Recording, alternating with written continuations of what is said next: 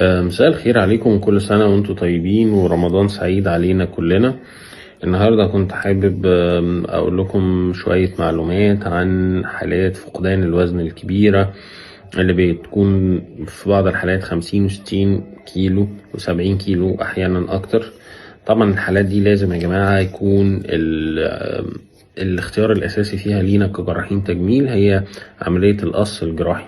ده لا يمنع ان احنا بنستخدم في بعض الاماكن وفي بعض الحالات النحت للمناطق اللي الدهون عنيدة فيها، ولكن في النهاية بيكون القص الجراحي هو الاساس. كل سنة وانتم طيبين. ان شاء الله هحاول في رمضان كل يوم نقول معلومة تفيدكم، معلومة امينة، وتكون المعلومة دي تسهل عليكم اختيار التدخل اللي انتوا عاوزينه والتوقيت اللي انتوا لازم تتدخلوا فيه، واختيار المكان اللي ممكن تعملوا فيه العملية.